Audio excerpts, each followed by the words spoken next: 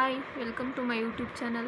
So ಇವತ್ತು discussion ಮಾಡ್ತಾ ಇರೋದು ಬಂದು ಜನಗಣತಿ 2027 ಬಗ್ಗೆ ಒಂದಷ್ಟು ಡಿಸ್ಕಷನ್ ಮಾಡ್ತಾ ಹೋಗೋಣ ವಿತ್ MCQ. ಸೊ ಇಂಪಾರ್ಟೆಂಟ್ ಆಗಿರುತ್ತೆ. 10 ವರ್ಷಕ್ಕೊಮ್ಮೆ ಜನಗಣತಿಯನ್ನು ಮಾಡ್ತಾರೆ. ಸೊ ಇವಾಗ ಡಿಲೇ ಆಗಿರೋ ಕಾರಣ ಇವಾಗ ಜನಗಣತಿಯನ್ನು ಮಾಡ್ತಾ ಇದ್ದಾರೆ. ಪೂರ್ಣ ಪ್ರಮಾಣದ ಜನಗಣತಿ ಆಗಿರುತ್ತೆ ಇದು.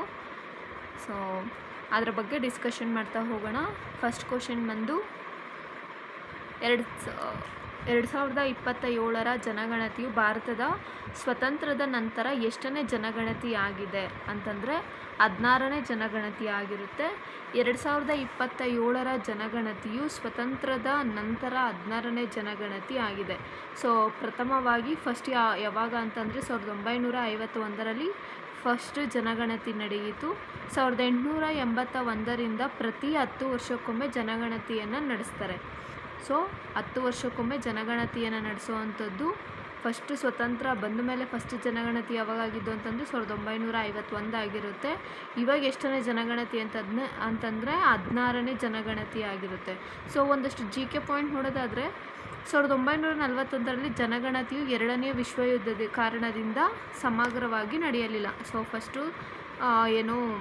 ಜನಗಣತಿ ಯಾವಾಗ ಸ್ಟಾಪ್ ಆಗಿದ್ದು ಅಂತಂದರೆ ಈ ಒಂದು 2ನೇ ವಿಶ್ವಯುದ್ಧ ಮಹಾಯುದ್ಧ ಏನಾಗ್ತಿತ್ತು ಆ ಟೈಮಲ್ಲಿ ಜನಗಣತಿ ನಡೆದಿರೋದಿಲ್ಲ.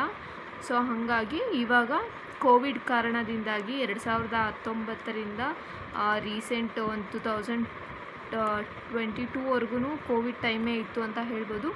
ಸೊ ಹಾಗಾಗಿ 2021ರಲ್ಲಿ ಜನಗಣತಿ ಆಗಬೇಕಾಗಿತ್ತು. 2011ರಲ್ಲಿ ಜನಗಣತಿ ಆಗಿತ್ತು ಪ್ರೀವಿಯಸ್ಸು. ಸೊ 21ರಲ್ಲಿ ಆಗಬೇಕಾಗಿತ್ತು. ಬಟ್ ಕಾರಣಾಂತರಗಳಿಂದ ಕೋವಿಡ್ ಇದ್ದಿದ್ದಕ್ಕಾಗಿ ಸೊ ಜನಗಣತಿ ಆಗಿಲ್ಲ. ಇವಾಗ ಜನಗಣತಿ ಆಗ್ತಾ ಇದೆ 2026ರಲ್ಲಿ. ಇವಾಗ 16ನೇ ಜನಗಣತಿ ನಡೆಸ್ತಾ ಇದ್ದಾರೆ. ಇಂಪಾರ್ಟೆಂಟ್ ಆಗಿರುತ್ತೆ. ನೆಕ್ಸ್ಟ್ ಕ್ವಶನ್, ಭಾರತದ ಪ್ರಥಮ ಸಂಪೂರ್ಣ ಡಿಜಿಟಲ್ ಜನಗಣತಿ ಎಂದು ಯಾವ ಜನಗಣತಿಯನ್ನು ಕರೆಯಲಾಗಿದೆ ಅಂತಂದರೆ 2027 ಜನಗಣತಿ ಅನ್ನು ನಾವು ಸಂಪೂರ್ಣ ಡಿಜಿಟಲ್ ಜನಗಣತಿ ಅಂತ ಕರಿತೀವಿ. ಸೊ 2027 ಜನಗಣತಿ ಭಾರತದ ಪ್ರಥಮ ಸಂಪೂರ್ಣ ಡಿಜಿಟಲ್ ಜನಗಣತಿ ಆಗಿದ್ದು ಸೊ ಇದೊಂದು ಫಸ್ಟ್ ಫುಲ್ಲಿ ಡಿಜಿಟಲ್ ಸೆನ್ಸಸ್ ಆಗಿರುತ್ತೆ. ಡೇಟಾ ಸಂಗ್ರಹಣೆಯನ್ನು ಮೊಬೈಲ್ ಅಪ್ಲಿಕೇಶನ್ ಮೂಲಕ ನಡೆಸಲಾಗುತ್ತೆ. ಸೊ ಈ ಹಿಂದಿನ ಜನಗಣತಿಗಳು ಏನಾಗಿತ್ತು, ಇದೊಂದು ಕಾಗದದ ಮೂಲಕ ನಾವು ಇನ್ಫಾರ್ಮೇಷನ್ ತೊಗೊಳ್ತಿದ್ರು ಮತ್ತು ಅದನ್ನು ತೊಗೊಂಡಾಗ ಅಪ್ರೂವಲ್ ಮಾಡಿ ಅದನ್ನೆಲ್ಲ ಡಿಸ್ಕಷನ್ ಮಾಡಿ ನೆಕ್ಸ್ಟ್ ಬಿಡ್ತಿದ್ರು. ಸೊ ಇವಾಗ ಒಂದು ಆ್ಯಪನ್ನು ಅಥವಾ ಮೊಬೈಲ್ ಅಪ್ಲಿಕೇಶನನ್ನು ಬಿಡುಗಡೆ ಮಾಡಿದ್ದಾರೆ. ಸೊ ಅದರ ಮುಖಾಂತರ ಸಂಪೂರ್ಣ ಡಿಜಿಟಲ್ ಜನಗಣತಿ ಯಾವುದು ಅಂತಂದರೆ 2027 ಜನಗಣತಿ ಆಗಿರುತ್ತೆ. ನೆಕ್ಸ್ಟ್ ಕ್ವಶನ್, 2027 ಜನಗಣತಿ ಅಂದಾಜು ವೆಚ್ಚ ಎಷ್ಟು ಅಂತಂದರೆ ಸೊ 11,718.24 crores ಆಗಿರುತ್ತೆ. ಸೊ ಇಷ್ಟು 2027 ಕೇಂದ್ರ ಸರ್ಕಾರ ಒಂದು ಅನುದಾನವನ್ನು ಇಷ್ಟು ಕೋಟಿ 11,718 ಕೋಟಿ ಅನುದಾನವನ್ನು ಅನುಮೋದನೆಯನ್ನು ಕೊಟ್ಟಿರೋ ಅಂಥದ್ದು 2027 ಜನಗಣತಿಗೆ. ಸೊ ಇದುವರೆಗೂ ಜನಗಣತಿಯಲ್ಲಿ ಅತಿ ಹೆಚ್ಚು ಬಜೆಟ್ ಆಗಿದ್ದು ಇದು ಡಿಜಿಟಲ್ ಮೂಲಸೌಕರ್ಯ ಮತ್ತು ಡೇಟಾ ಭದ್ರತೆಗೆ ಹೆಚ್ಚಿನ ಒತ್ತು ನೀಡುತ್ತದೆ ಈ ಒಂದು ಜನಗಣತಿ. ನೆಕ್ಸ್ಟ್ ಕ್ವಶನ್, 2027 ಜನಗಣತಿಯು ಯಾವ ಸಚಿವಾಲಯವು ನಡೆಸುತ್ತದೆ ಅನ್ನೋದು ಕ್ವಶನ್ ಆಗಿದೆ. ಸೊ ಇಂಪಾರ್ಟೆಂಟ್, ಇದನ್ನು ಈ ಥರನೂ ಕ್ವಶನ್ ಕೇಳಬಹುದು. ಗೃಹ ಸಚಿವಾಲಯ ಆಗಿರುತ್ತೆ. ಜನಗಣತಿ ಗೃಹ ಸಚಿವಾಲಯದ ಮಿನಿಸ್ಟ್ರಿ ಆಫ್ ಹೋಮ್ ಅಫೇರ್ಸ್ ಅಡಿಯಲ್ಲಿ ಸೊ ಈ ಒಂದು ಸೆನ್ಸಸನ್ನು ನಡೆಸಲಾಗುತ್ತದೆ. ಗೃಹ ಸಚಿವಾಲಯ ನಡೆಸುವಂಥದ್ದು. Register general and census commission ಕೇಂದ್ರದಲ್ಲಿ 1961ರಲ್ಲಿ ಸ್ಥಾಪನೆ ಮಾಡಲಾಯಿತು ಈ ಒಂದು ಕಚೇರಿಯನ್ನು. ಸೊ ಪ್ರಸ್ತುತ ಸೆನ್ಸಸ್ ಕಮಿಷನರ್ ಯಾರು ಅಂದರೆ ಮೃತ್ಯುಂಜಯ ಕುಮಾರ್ ನಾರಾಯಣ ಅವರಾಗಿರ್ತಾರೆ. ಈ ಒಂದು ಸೆನ್ಸಸ್ನ ಕಚೇರಿ 1961ರಲ್ಲಿ ಸ್ಥಾಪನೆ ಆಗುತ್ತೆ. ಸೊ ಅದರ ಪ್ರಸ್ತುತ ಕಮಿಷನರ್ ಯಾರಿದ್ದಾರೆ ಅಂದರೆ ಮೃತ್ಯುಂಜಯ ಕುಮಾರ್ ನಾರಾಯಣ ಅವರು ಆಗಿರ್ತಾರೆ. ನೆಕ್ಸ್ಟ್ ಕ್ವಶನ್, ಸೊ ನೆಕ್ಸ್ಟು ಎರಡನೇ ಪ್ರೋಸೆಸ್ ಆಗಿ ಏನು ಕನ್ಸಿಡರ್ ಮಾಡೋದಾದ್ರೆ ನೆಕ್ಸ್ಟ್ ಕ್ವಶನು 2027 ಜನಗಣತಿಯನ್ನು ಎಷ್ಟು ಹಂತದಲ್ಲಿ ನಡೆಸಲಾಗುತ್ತಿದೆ ಅಂತಂದರೆ 2 ಹಂತದಲ್ಲಿ ನಡೆಸಲಾಗುತ್ತದೆ.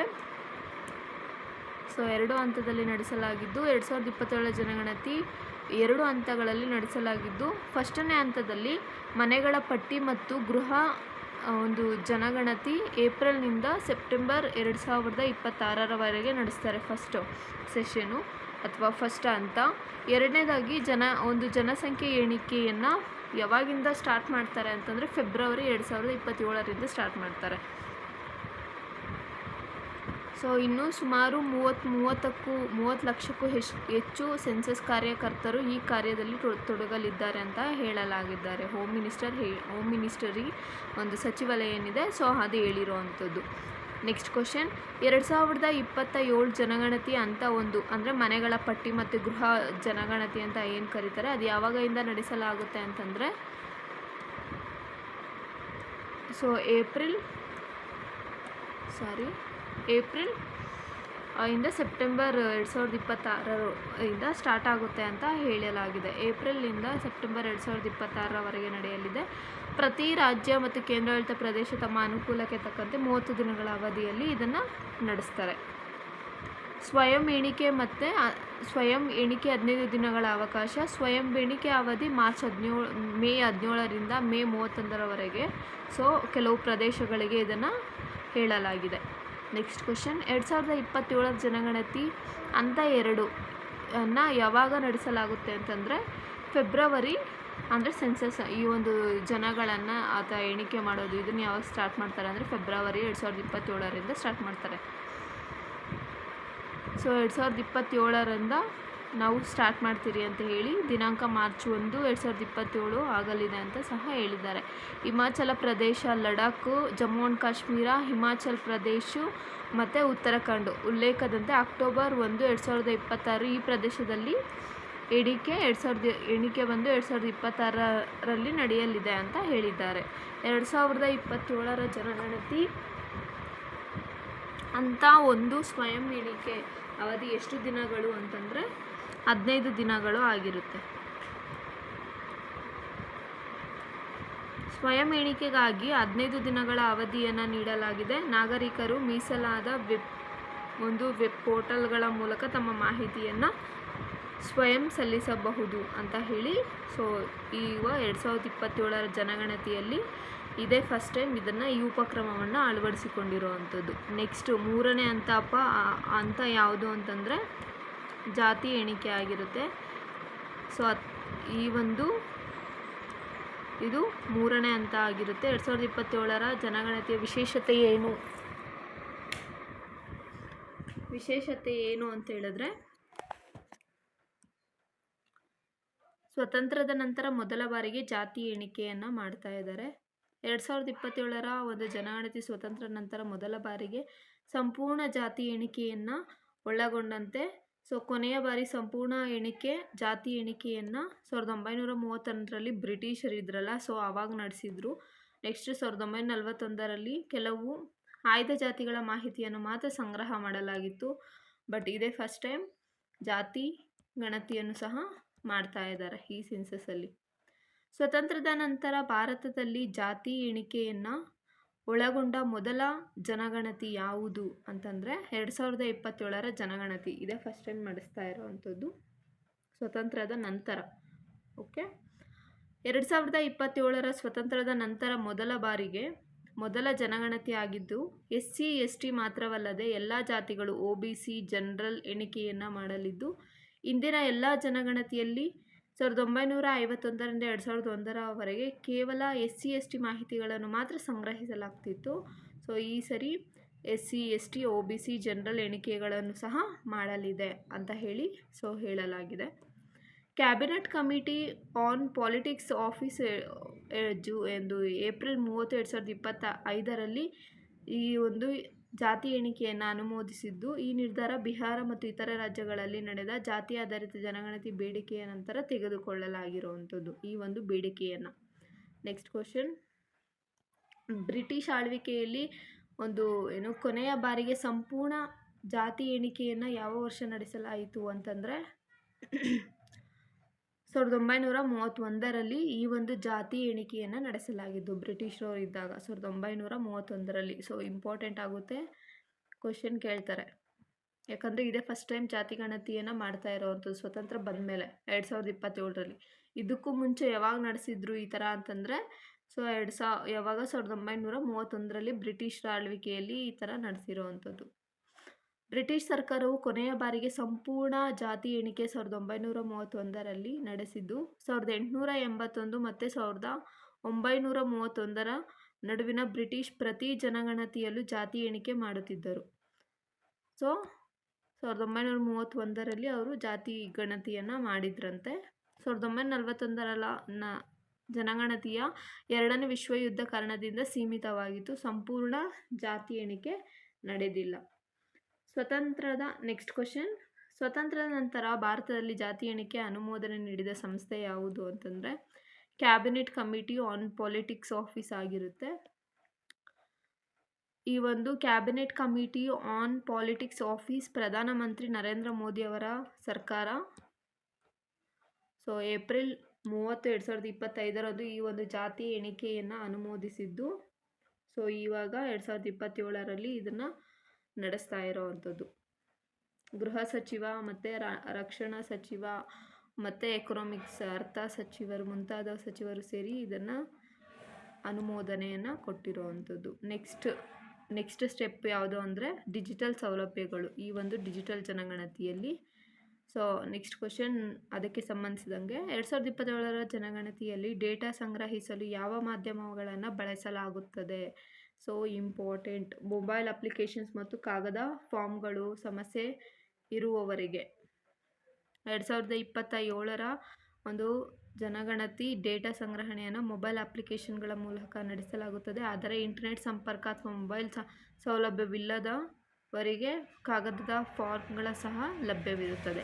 ಅಪ್ಲಿಕೇಶನ್ಗಳು ಆಂಡ್ರಾಯ್ಡ್ ಮತ್ತು iOS ಎರಡೂ ಪ್ಲ್ಯಾಟ್ಫಾರ್ಮ್ಗಳಲ್ಲೂ ಸಹ ಲಭ್ಯವಿದ್ದು, ಅಪ್ಲಿಕೇಶನ್ಗಳು ಇಂಟರ್ನೆಟ್ ಕನೆಕ್ಷನ್ ಇಲ್ಲದೇ ಇರುವಂತಹ ಏನು ಪ್ರದೇಶಗಳು ಕೆಲವೊಂದು ಇರ್ತಾವಲ್ಲ ಅಲ್ಲಿ ಕಾಗದಗಳು ಅಥವಾ ಆಫ್ಲೈನ್ ಮೋಡ್ ಕೂಡ ಈ ಒಂದು ಜನಗಣತಿಯನ್ನು ನಡೆಸ್ತಾರೆ ಅಂತ ಹೇಳಿದ್ದಾರೆ. ನೆಕ್ಸ್ಟ್ ಕ್ವಶನ್, 2027ರ ಒಂದು ಜನಗಣತಿ ಮೊಬೈಲ್ ಅಪ್ಲಿಕೇಶನ್ ಯಾವ ಭಾಷೆಯಲ್ಲಿ ಲಭ್ಯವಿದೆ ಅಂತಂದರೆ ಇಂಗ್ಲೀಷ್, ಹಿಂದಿ ಎಲ್ಲ ಪ್ರಾದೇಶಿಕ ಭಾಷೆಗಳಲ್ಲಿ. ಈ ಒಂದು ಆ್ಯಪ್ ಏನು ಜನಗಣತಿ ನಡೆಸ್ತಾರೆ ಎಲ್ಲ ಭಾಷೆಗಳು ಪ್ರಾದೇಶಿಕ ಭಾಷೆಗಳಲ್ಲಿ ಇಂಗ್ಲೀಷ್ ಮತ್ತು ಹಿಂದಿಯಲ್ಲಿ ಇರೋವಂಥದ್ದನ್ನು ನಾವು ನೋಡಬಹುದು. ಅಂದರೆ ಇವಾಗ ನಮ್ಮ ಕರ್ನಾಟಕದಲ್ಲಿ ಅಂತಂದರೆ ಕನ್ನಡ, ಕೊಡಗು ಸೈಡು ಕೊಂಕಣಿ ಮತ್ತು ತಮಿಳ್ನಾಡು ತಮಿಳು, ತೆಲುಗು ಈ ಥರ ರೀಜನಲ್ ಲ್ಯಾಂಗ್ವೇಜಸ್ ಮತ್ತು ಹಿಂದಿ, ಇಂಗ್ಲೀಷು ಈ ಥರ 16 ಭಾಷೆಗಳಲ್ಲಿ ಲಭ್ಯ ಇರುವಂಥದ್ದು. ಕನ್ನಡ ಸೇರಿದಂತೆ ಎಲ್ಲ ಭಾಷೆಗಳಲ್ಲಿ ನಾಗರಿಕರು ತಮ್ಮ ಮಾಹಿತಿಯನ್ನು ನಮೂದನೆ ಮಾಡಬಹುದು. ನೆಕ್ಸ್ಟ್ ಕ್ವಶನ್, 2027ರ ಜನಗಣತಿಯಲ್ಲಿ ಬಳಸಲಾಗುವ ನೈಜ ಮತ್ತು ಕಾಲಿಕ ಮೇಲ್ವಿಚಾರಣೆ ವ್ಯವಸ್ಥೆಯ ಹೆಸರೇನು ಅಂತಂದರೆ 2027ರ ಜನಗಣತಿಯಲ್ಲಿ ಬಳಸಲಾಗುವ ಈ ಒಂದು ನೈಜ ಕಾಲಿಕ ಮೇಲ್ವಿಚಾರಣೆ ವ್ಯವಸ್ಥೆ ಏನು ಅಂದರೆ census management and monitoring system ಆಗಿರುತ್ತೆ. ಇದೊಂದು ವೆಬ್ ಆಧಾರಿತ ಪೋರ್ಟಲ್ ಆಗಿದ್ದು ನೈಜ ಒಂದು ಕಾಲಿಕ ಮೇಲ್ವಿಚಾರಣೆಯನ್ನು ನಿಯರ್ ರಿಯಲ್ ಟೈಮ್ ಮಾನಿಟರಿ ಮಾಡುತ್ತೆ. ಇದು ಇಂಪಾರ್ಟೆಂಟ್ ಆಗಿರುತ್ತೆ. ನೆಕ್ಸ್ಟ್ ಕ್ವಶನ್, 2027ರ ಜನಗಣತಿಯಲ್ಲಿ ಸಂಗ್ರಹಿಸಲಾಗುವ ವೈಯಕ್ತಿಕ ಮಾಹಿತಿ ರಕ್ಷಣೆಗೆ ಯಾವ ಕಾಯ್ದೆ ಅನ್ವಯವಾಗುತ್ತದೆ? ಯಾವ ಒಂದು ಕಾಯ್ದೆ ಅನ್ವಯವಾಗುತ್ತೆ ಅಂದರೆ ಸೆನ್ಸಸ್ ಕಾಯ್ದೆ 1948 ಆಗಿರುತ್ತೆ. ಇಂಪಾರ್ಟೆಂಟ್ ಕ್ವಶನ್ ಇದು. 2027 ಜನಗಣತಿ ಸಂಗ್ರಹಿಸಲಾಗುವ ವೈಯಕ್ತಿಕ ಮಾಹಿತಿ ರಕ್ಷಣೆಗಾಗಿ ಯಾವ ಕಾಯ್ದೆ ಅನ್ವಯವಾಗುತ್ತೆ ಅಂದರೆ ಸೆನ್ಸಸ್ ಕಾಯ್ದೆ 1948 ಆಗಿರುತ್ತೆ. 2027ರ ಜನಗಣತಿ ಸಂಗ್ರಹಿಸಲಾಗುವ ಇವಾಗ ನಮ್ಮ ಒಂದು ವೈಯಕ್ತಿಕ ಮಾಹಿತಿಗಳನ್ನು ಸಂಪೂರ್ಣ ಗೌಪ್ಯವಾಗಿರುತ್ತದೆ. ಇದನ್ನು ಸೆನ್ಸಸ್ ಕಾಯ್ದೆ 1948 ಇದನ್ನು ನಿಯಂತ್ರಣ ಮಾಡ್ತಾರೆ ಅಂತ ಹೇಳಿ 1948 ಇದನ್ನು ನಿಯಂತ್ರಣ ಮಾಡ್ತಾರೆ. ಇವಾಗ ನಮ್ಮ ಪರ್ಸ್ನಲ್ ಡೇಟಾಗಳೆಲ್ಲ ಕೊಡ್ತಿರಲ್ಲ ಅದನ್ನು ಈ ಒಂದು ಕಾಯ್ದೆ ಅಡಿಯಲ್ಲಿ ನಿಯಂತ್ರಣ ಮಾಡ್ತೀರಿ ಅಂತ ಹೇಳಿ ಬಹಿರಂಗಪಡಿಸುವುದಿಲ್ಲ, ಕಾನೂನು ಬಾಹಿರ ಅಂತ ಹೇಳಿ ಹೇಳಲಾಗಿದೆ. ನೆಕ್ಸ್ಟ್ ಕ್ವಶನ್, 2027ರ ಜನಗಣತಿ ಡೇಟಾ ಕೇಂದ್ರಗಳು ಯಾವ ವರ್ಗದಲ್ಲಿ ಗುರುತಿಸಲಾಗಿದೆ ಅಂತಂದರೆ ಕ್ರಿಟಿಕಲ್ ಇನ್ಫಾರ್ಮೇಷನ್ ಇನ್ಫ್ರಾಸ್ಟ್ರಕ್ಚರ್ ಆಗಿರುತ್ತೆ. 2027ರ ಜನಗಣತಿ ಡೇಟಾ ಕೇಂದ್ರಗಳನ್ನು ಇದರಲ್ಲಿ ಗುರುತಿಸಲಾಗಿರುತ್ತೆ. ನೆಕ್ಸ್ಟ್ 5ನೇ ಭಾಗ ಸೊ ಇದರಲ್ಲಿ ನೋಡೋದಾದರೆ 2027 ಜನಗಣತಿ ಅಂತ ಒಂದು ಎಷ್ಟು ಪ್ರಶ್ನೆಗಳನ್ನು ಕೇಳಲಾಗುತ್ತೆ. ಸೊ ಇದರಲ್ಲಿ ಸೆನ್ಸಸ್ಸಲ್ಲಿ 33 ಪ್ರಶ್ನೆಗಳನ್ನು ಕೇಳಲಾಗುತ್ತಂತೆ. ಸೊ ಇದೆಲ್ಲ ಏನು ನಮ್ಮ ಒಂದು ಎಕ್ಸಾಮ್ಗೆ ಇಂಪಾರ್ಟೆಂಟ್ ಏನಲ್ಲ. ಸೊ ಈ ಒಂದು ಮಾಹಿತಿಯನ್ನೆಲ್ಲ ಸೆನ್ಸಸ್ ಮಾಡ್ತಾರಲ್ಲ, ಸೊ ಅವರು ಈ ಒಂದು ಮಾಹಿತಿಯನ್ನೆಲ್ಲ ಸಂಗ್ರಹಣೆ ಮಾಡ್ತಾರೆ. 2027 ಜನಗಣತಿ ಹಂತ 2 ಸಾಮಾನ್ಯ ಉಲ್ಲೇಖ ದಿನಾಂಕ ಯಾವುದು ಅಂತಂದರೆ ಸೊ ಮಾರ್ಚ್ 1, 2027ರಿಂದ ಈ ಒಂದು ಹಿಮಾಚಲ ಪ್ರದೇಶ ಮತ್ತು ಈ ಕೆಲವೊಂದು ಪ್ರದೇಶಗಳಲ್ಲಿ ಈ ಗಣತಿಯನ್ನು ಪ್ರಾರಂಭ ಮಾಡ್ತಾರೆ. ಇನ್ನು ಜನಗಣತಿ ಸಂಬಂಧಿಸಿದಂಗೆ 2027 ಜನಗಣತಿಗೆ ಎಷ್ಟು ಕೋಟಿ ರೂಪಾಯಿ ಅನುದಾನ ನೀಡಿದ್ದಾರೆ ಅಂತಂದರೆ 11,000 ಕೋಟಿ ಆಗಿರುತ್ತೆ. ಸೊ ಈ ಅಮೌಂಟ್ನ ನೆನ್ಪಿಟ್ಕೋಬೇಕು. ಅತಿ ಹೆಚ್ಚು ಈ ಜನಗಣತಿಗೆ ಕೊಟ್ಟಿರುವಂತಹ ಅಮೌಂಟ್ ಆಗಿರುತ್ತೆ ಇದು. ಸೊ ಫುಲ್ 11,718.24 ಕ್ರೋರ್ಸ್ನು ನೆನ್ಪಿಟ್ಕೊಂಡ್ರು ಬೆಸ್ಟು. ಸೊ ಇಲ್ಲ ಅಟ್ಲೀಸ್ಟ್ 11 ಕ್ರೋರ್ಸ್ ಅಂತನಾದರೂ ನೆನ್ಪಿಟ್ಕೋಬೇಕು. ಇದು ಅತಿ ದೊಡ್ಡ ಒಂದು ಜನಗಣತಿಯ ಬಜೆಟ್ ಆಗಿರುತ್ತೆ.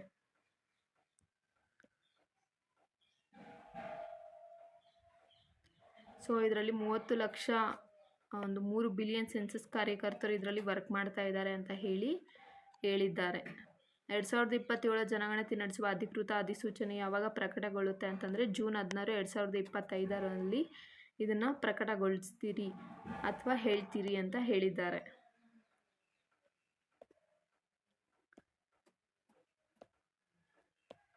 ಇನ್ನು ಜನಗಣತಿಯ ಬಗ್ಗೆ ಒಂದು ಹಿಸ್ಟಾರಿಕಲ್ ನಾವು ತಿಳ್ಕೊಳ್ಳೋದಾದರೆ ಸೊ ಇಂಪಾರ್ಟೆಂಟ್ ಆಗಿರುತ್ತೆ. 2027ಕ್ಕೂ ಮೊದಲಿಗೆ ಕೊನೆಯ ಜನಗಣತಿ ಯಾವ ವರ್ಷ ನಡೆಯಿತು ಅಂತಂದರೆ 2001 ಆಗಿರುತ್ತೆ. ಸೊ ಇಂಪಾರ್ಟೆಂಟ್ ಇದು. 2027ಕ್ಕೂ ಫಸ್ಟ್ ಮುಂಚೆ ಅಥವಾ ಕೊನೆಯ ಜನಗಣತಿ ಯಾವುದಾಗಿತ್ತು ಅಂತಂದರೆ 2011ರಲ್ಲಿ ನಡೆಸಲಾಗಿದ್ದು 2021ರಲ್ಲಿ ಜನಗಣತಿ ಆಗಬೇಕಾಗಿತ್ತು. ಬಟ್ ಕೋವಿಡ್ ಕಾರಣದಿಂದಾಗಿ ಈ ಒಂದು ಸಾಂಕ್ರಾಮಿಕ ಕಾರಣದಿಂದಾಗಿ ವಿಳಂಬವಾಯಿತು. ನಂತರ 2027ಕ್ಕೆ ಮುಂದೂಡಲಾಯಿತು. ಇವಾಗ ಅದಕ್ಕೆ 2027ರ ಜನಗಣತಿಯನ್ನು ನಡೆಸ್ತಾ ಇದ್ದಾರೆ. ಜನಗಣತಿ ಪ್ರಕಾರ ಭಾರತದ ಒಂದು ಜನಸಂಖ್ಯೆ 2011ರ ಪ್ರಕಾರ ಎಷ್ಟಿದೆ ಅಂತಂದರೆ 121 ಕೋಟಿ ಅಂತ ಹೇಳಿ ಗೊತ್ತಿದೆ ಅಲ್ಲ. ಸೊ ಇದರಲ್ಲಿ ನೋಡೋದಾದರೆ 1.25 ಬಿಲಿಯನ್ಸ್ ಅಷ್ಟು ನಮ್ಮ ಒಂದು 2011ರ ಜನಗಣತಿ ನಮ್ಮ ಪ್ರಕಾರ ನಮ್ಮ ಒಂದು ಜನಸಂಖ್ಯೆ ಇರುವಂಥದ್ದು. ಪ್ರಪಂಚದಲ್ಲಿ ಅತಿ ದೊಡ್ಡ ಒಂದು ಜನಗಣತಿ ಕಾರ್ಯಾಚರಣೆ ಯಾವುದು ಅಂತಂದರೆ ಭಾರತದ ಒಂದು 2027ರ ಜನಗಣತಿ ಆಗಿರುತ್ತೆ. 2027ರ ಭಾರತದ ಜನಗಣತಿ ವಿಶ್ವದಲ್ಲಿಯೇ ಅತಿ ದೊಡ್ಡ ಜನಗಣತಿ ಕಾರ್ಯಾಚರಣೆ ಆಗಿದೆ. 30 ಲಕ್ಷ ಕಾರ್ಯಕರ್ತೆಯರು ಮತ್ತು 1.4 ಬಿಲಿಯನ್ಸ್ ಜನಸಂಖ್ಯೆ ಗಮನದಲ್ಲಿಟ್ಟುಕೊಂಡು ಸೊ ಇದು ಅತಿ ದೊಡ್ಡದಾಗಿರುವಂಥದ್ದು ಅಂತ ಹೇಳಲಾಗಿದೆ. ಇನ್ನೊಂದಷ್ಟು GK ಪಾಯಿಂಟ್ಸ್ ನೋಡೋದಾದರೆ ಇದಕ್ಕೆ ಸಂಬಂಧಿಸಿದ ಹಾಗೆ ಭಾರತದ ಮೊದಲ ಜನಗಣತಿ ಯಾವಾಗ ಅಂತಂದರೆ 1872ರಲ್ಲಿ ವೈಸ್ರಾಯ್ ಯಾರು ಅಂದರೆ ಲಾರ್ಡ್ ಮೇಯೋ ಆಗಿರ್ತಾರೆ ಆವಾಗ. ಸೊ ಆವಾಗ ಮೊದಲ ಒಂದು ಜನಗಣತಿಯನ್ನು ನಡೆಸಲಾಯಿತು ನಮ್ಮ ಒಂದು ಇಂಡಿಯಾದಲ್ಲಿ. ಸ್ವಾತಂತ್ರ್ಯದ ನಂತರ 1951ರಲ್ಲಿ 1881ರಲ್ಲಿ ಪ್ರಾರಂಭವಾದ ದಶಕದ ಪದ್ಧತಿ. ಸೊ ಈ ಒಂದು ಪದ್ಧತಿ ಯಾವಾಗಿಂದ ಪ್ರಾರಂಭ ಆಯಿತು ಅಂತಂದರೆ ಈ 2001 ಆಗಿರಬಹುದು, 2011, ಸೊ 2021ನಲ್ಲಿ ಆಗಬೇಕಾಗಿತ್ತು. ಸೊ 81, 1990, 51, ಸೊ 61 ಈ ಥರ ಆಗಿದೆ ಅಲ್ಲ ಜನಗಣತಿ ಎಲ್ಲನೂ. ಈ ಒಂದು ದಶಕ ಯಾವಾಗಿಂದ ಪ್ರಾರಂಭ ಆಯಿತು ಅಂತಂದರೆ 1881ನಿಂದ ಸ್ಟಾರ್ಟ್ ಆಗುತ್ತೆ. ಬಟ್ ಇವಾಗ 2027ರಲ್ಲಿ ನಾವು ಜನಗಣತಿ ಮಾಡ್ತಾ ಇರೋದ್ರಿಂದ ನೆಕ್ಸ್ಟ್ 10 ಇಯರ್ಸ್ ಅಂತಂದರೆ 2037ಕ್ಕೆ ನೆಕ್ಸ್ಟ್ ಜನಗಣತಿ ನಡೆಯುತ್ತೆ. ನೋಡೋಣ 37ಕ್ಕೆ ನಡೆಯುತ್ತೋ ಇಲ್ಲ 40ಕ್ಕೆ ನಡೆಸ್ತಾರೋ ಅಂತ ಹೇಳಿ ನೋಡಬೇಕು. ಇಲ್ಲ 41ಕ್ಕೆ ನಡೆಸ್ತಾರೋ ಅಂತಲೂ ನೋಡಬೇಕಾಗುತ್ತೆ. ಸೊ ಬಟ್ ಅದು ಸ್ಟಾರ್ಟ್ ಆಗಿದ್ದು 1881ನಿಂದ ಪ್ರಾರಂಭ ಆಗಿರುವಂಥದ್ದು. ಸ್ವಾತಂತ್ರ್ಯದ ಮೊದಲ ಜನಗಣತಿ ಯಾವಾಗ ಅಂದರೆ 1951ರಲ್ಲಿ. ಫಸ್ಟ್ ಜನಗಣತಿ ನಮ್ಮ ಇಂಡಿಯಾದಲ್ಲಿ ಯಾವಾಗ ಮಾಡಿದ್ದು ಅಂತಂದರೆ ಬ್ರಿಟಿಷರು ಇದ್ದಾಗ 1872ರಲ್ಲಿ. ಆವಾಗಿದ್ದಂತಹ ವೈಸ್ರಾಯ್ ಯಾರು ಅಂತಂದರೆ ಲಾರ್ಡ್ ಮೇಯೋ ಆಗಿರ್ತಾರೆ. ನೆಕ್ಸ್ಟ್ ಕ್ವಶನ್, 2027ರ ಜನಗಣತಿ ಮೊದಲು 2011ರ ಜನಗಣತಿ ಎಷ್ಟು ಪ್ರಶ್ನೆಗಳಿದ್ದವು? ಸೊ ಆಗಲೇ 33 ಅಂತ ಹೇಳಿದ್ರಲ್ಲ ಅದೇ ಥರನೇ. ಸೊ ಇದರಲ್ಲಿ ಎಷ್ಟಿದ್ದು ಅಂತಂದರೆ 29 ಆಗಿರುತ್ತೆ.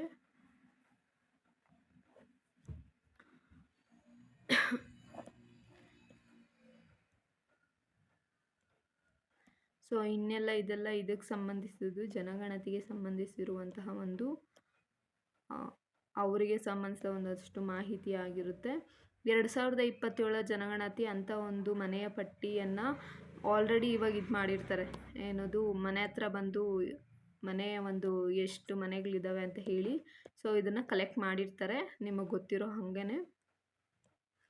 ಸ್ವಯಂ ಎಣಿಕೆಗಾಗಿ ಸರ್ಕಾರ ಯಾವ ವೇದಿಕೆಯನ್ನು ವ್ಯವಸ್ಥೆಗೊಳಿಸಿದೆ ಅಂತಂದರೆ ಒಂದು ವೆಬ್ ಪೋರ್ಟಲನ್ನು ಅಭಿವೃದ್ಧಿಪಡಿಸಿರೋ ಅಂಥದ್ದು.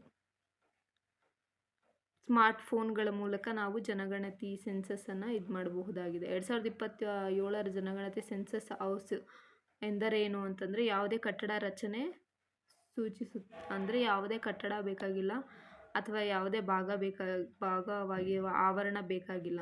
ಸೊ ಸೆನ್ಸಸ್ ಮಾಡೋದಕ್ಕೆ ನಮ್ಮಲ್ಲಿ ಫೋನ್ ಇದ್ದರೆ ಆಗುತ್ತೆ. 2027 ಜನಗಣತಿ ಸ್ವಾತಂತ್ರ್ಯ ನಂತರ ಭಾರತದಲ್ಲಿ ಎಷ್ಟನೇ ಬಾರಿಗೆ ಸಂಪೂರ್ಣ ಜಾತಿ ಎಣಿಕೆ ನಡೆಸಲಿದೆ ಅಂತಂದರೆ ಮೊದಲ ಬಾರಿಗೆ ಮಾಡ್ತಾ ಇದ್ದಾರೆ. ನೆಕ್ಸ್ಟ್ ಕ್ವಶನ್, 2027 ಎರಡನೇ ಹಂತ ಎಂದು ಕರೆಯಲಾಗಿರೋದು ಹೆಸರು ಏನು ಅಂತಂದರೆ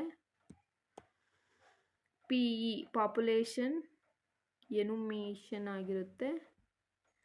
2027 ಜನಗಣತಿ ಕೇಳಲಾದ 33 ಪ್ರಶ್ನೆಗಳು ಯಾವ ಭಾಷೆಯಲ್ಲಿ ಲಭ್ಯ ಇರುತ್ತೆ ಅಂತಂದರೆ ಸೊ ಹಿಂದಿ, ಇಂಗ್ಲೀಷು ಮತ್ತು ಪ್ರಾದೇಶಿಕ 16 ಭಾಷೆಗಳಲ್ಲಿ ಲಭ್ಯವಿರುತ್ತೆ. 2027 ಜನಗಣತಿ ಪ್ರಕಟಿಸಿದ ಫಲಿತಾಂಶ ಎಷ್ಟು ವರ್ಷಗಳ ನಂತರ ಲಭ್ಯವಾಗುತ್ತೆ ಅಂತಂದರೆ 2-3 ವರ್ಷಗಳ ನಂತರ ಲಭ್ಯವಾಗುತ್ತೆ. 2-3 ವರ್ಷಗಳ ನಂತರ ಅಂದರೆ ಮಾರ್ಚ್ 2027 ನಂತರ ಲಭ್ಯ ಆಗುವಂಥದ್ದು. ಮನೆಯಲ್ಲಿ ವಾಸಿಸುತ್ತಿರುವ ಜನರ ಸಾಮಾಜಿಕ ವರ್ಗ ಬಗ್ಗೆ ಕೇಳುವ ಪ್ರಶ್ನೆಗಳು ಎಷ್ಟು ಪ್ರಶ್ನೆಗಳಿವೆ ಅಂತಂದರೆ 12 ಪ್ರಶ್ನೆಗಳಿರ್ತವೆ. ಈ ಒಂದು ಅಪ್ಲಿಕೇಶನನ್ನು ಹೇಗೆ ಕೆಲಸ ಮಾಡಬಹುದು ಅಂತಂದರೆ ಆಫ್ಲೈನ್ ಮೋಡ್ನಲ್ಲೂ ಸಹ ಕಾರ್ಯನಿರ್ವಹಿಸಬಹುದು. ನಿಮಗೆ 2027 ಜನಗಣತಿಗೆ ಈ ಒಂದು ಸೆಲ್ಫ್ ಸಬ್ಮಿಷನ್ ಅವಧಿ ಎಷ್ಟು ದಿನಗಳವರೆಗೆ ಇರುತ್ತೆ ಅಂದರೆ 15 ದಿನಗಳವರೆಗೆ ಆಗಿರುತ್ತೆ. ಈ ಒಂದು ಜನಗಣತಿಯನ್ನು ಅಧಿಕೃತ ನಿರ್ಧಾರವನ್ನು ಯಾವಾಗ ತೆಗೆದುಕೊಳ್ಳಲು ಮತ್ತು ಪ್ರಕಟಿಸಲಾಗುತ್ತೆ ಅಂತಂದರೆ 2025 ಜೂನ್ 16ರಂದು ಪ್ರಕಟಿಸಲಾಗುತ್ತೆ. 2027 ಹಂತ 2 ಸೊ ಇದಕ್ಕೆ ಸಂಬಂಧಿಸಿದಂಗೆ ಪ್ರಶ್ನೆ ಎಷ್ಟು ಸೇರಿರುತ್ತೆ ಅಂತಂದರೆ 24 ಮತ್ತು 1 ಆಗಿರುತ್ತೆ. 27 ಒಂದು ಹೊಸದಾಗಿ ಸೇರಿಸಲಾಗಿರುವಂಥದ್ದು. ಸೊ ಇಂಪಾರ್ಟೆಂಟ್ ಆಗಿರುತ್ತೆ ಇವೆಲ್ಲನೂ. ಇನ್ನು ಕೆಲವೊಂದು GK ಪಾಯಿಂಟ್ಸು ಕ್ವಿಕ್ ರಿವಿಷನ್ ಮಾಡೋದಾದರೆ ಫಸ್ಟ್ ಡಿಜಿಟಲ್ ಜನಗಣತಿ 2027 ಆಗಿರುತ್ತೆ. ಸ್ವತಂತ್ರದ ಮೊದಲ ಜನಗಣತಿ ಸಹ 2027 ಆಗಿರುತ್ತೆ. ಕೊನೆಯ ಜಾತಿ ಎಣಿಕೆ ಯಾವಾಗಾಗಿದ್ದು ಅಂದರೆ 1931 ಆಗಿರುತ್ತೆ. ಅನುದಾನ 11,718 ಕೋಟಿ ಸೊ ಆಗಿರುತ್ತೆ. ಏಪ್ರಿಲ್-ಸೆಪ್ಟೆಂಬರ್ 2026ರಿಂದ ಈ ಮೊದಲನೇ ಹಂತದ ಜನಗಣತಿ ಸ್ಟಾರ್ಟ್ ಆಗುತ್ತೆ. ಎರಡನೇ ಹಂತದ್ದು ಫೆಬ್ರವರಿ 2027ರಿಂದ ಸ್ಟಾರ್ಟ್ ಆಗುವಂಥದ್ದು. ಉಲ್ಲೇಖಿರುವ ದಿನಾಂಕ ಬಂದು ಮಾರ್ಚ್ 1, 2027 ಆಗಿರುತ್ತೆ. ಇನ್ನು ಸ್ವಯಂ ಎಣಿಕೆ 15 ದಿನಗಳಾಗಿರುತ್ತೆ. ಕಾರ್ಯಕರ್ತರಿಗೆ 30 ಲಕ್ಷ. ಎಷ್ಟು ಭಾಷೆಗಳಲ್ಲಿ ಲಭ್ಯ ಇರುತ್ತೆ ಅಂತಂದರೆ ಇಂಗ್ಲೀಷು ಮತ್ತು ಹಿಂದಿ ಮತ್ತು ಪ್ರಾದೇಶಿಕ ಭಾಷೆ 16ಗಳಲ್ಲಿ ಲಭ್ಯ ಇರುತ್ತೆ. ಸೊ ಇಷ್ಟು.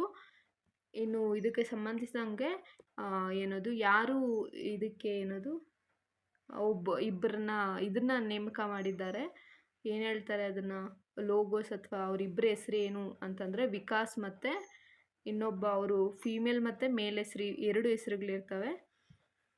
ಸೊ ಅದೇನು ಅನ್ನೋದನ್ನು ಕಮೆಂಟಲ್ಲಿ ತಿಳಿಸಿ.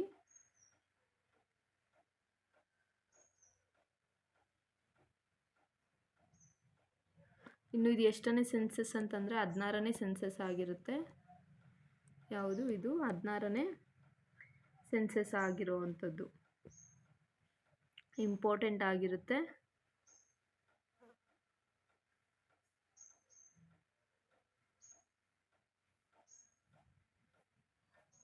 ಡ್ಯೂರೇಷನ್ ಬಂದು ಏಪ್ರಿಲ್ 1ಇಂದನೂ 2026ರಿಂದ ಸೆಪ್ಟೆಂಬರ್ 30, 2026 ಆಗಿರುತ್ತೆ. ಸೊ ಅವರಿಬ್ಬರ ಹೆಸ್ರು ಏನಿದೆ ಅನ್ನೋದನ್ನು ನಾನು ಒಂದು ಸತಿ ತಿಳ್ಕೊಂಡು ನಾನು ನಿಮಗೆ ಕಮೆಂಟಲ್ಲಿ ಪಿನ್ ಮಾಡಿರ್ತೀನಿ ಅವರಿಬ್ಬರ ಹೆಸರನ್ನ. ಸೊ ಇಂಪಾರ್ಟೆಂಟ್ ಆಗಿರುತ್ತೆ ಅವರಿಬ್ಬರ ಹೆಸರು. ಸೆನ್ಸಸ್ಗೆ ಇಟ್ಟಿರೋಂತಹ ಒಂದು ಮೇಲ್ ಮತ್ತು ಫೀಮೇಲ್ ಅವ್ರ ಹೆಸರನ್ನ ಇಟ್ಟಿದ್ದಾರೆ. ಸೊ ಗೊತ್ತಿದ್ದರೆ ಕಮೆಂಟ್ ಮಾಡಿ ತಿಳಿಸಿ. And thank you for watching. Bye.